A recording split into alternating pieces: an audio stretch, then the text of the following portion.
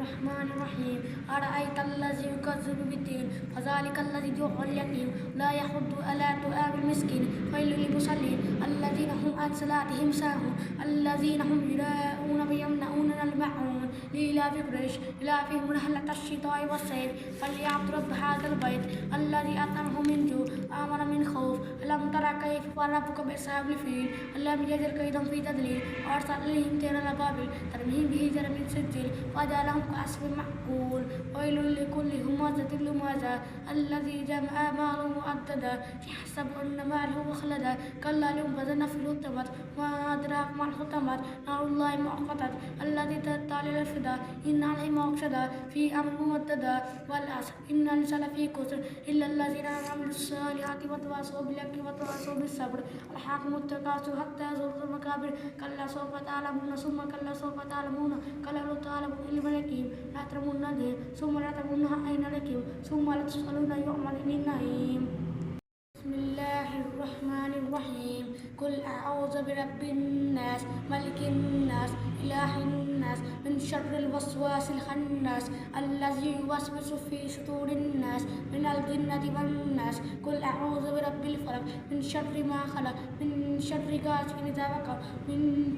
شر النفاثات في العقد من شر حاسد إذا حسد قل هو الله أحد الله الصمد لم يلد ولم يولد ولم يكن له كفوا أحد تبت يدا أبي لهب وتب ما أغنى عنه ماله وما كسب سيصلى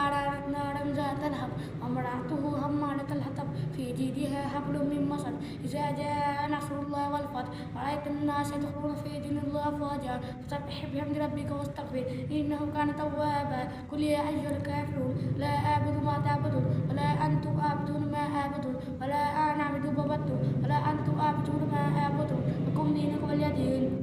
إنا أعطيناك الكوثر فصل لربك وانحر إن شانئك هو الأبتر. بسم الله الرحمن الرحيم القاريات ما القارية ما أدراك ما القارية يوم يكون الناس كالفراش مبثوث وتكون الجبال كالعهن المنفوش فأما من ثقلت موازينه فهو في عيشة راضية ومن خفت موازينه فأمه هاوية ما أدراك ما هي نار حامية والآديات ضبحا فالمريات قدحا فالمغيرات صبحا فلا سن به نقعا وسطر به جمعا إن الإنسان به لكنود وإنه لذلك لشديد وإنه لحب الخير شديد أفلا يعلم إذا أقسم ما في القبور وحصل ما في الصدور إن ربهم بهم يومئذ لخبير. إذا زلزلت الأرض زلزالها وأخرجت الأرض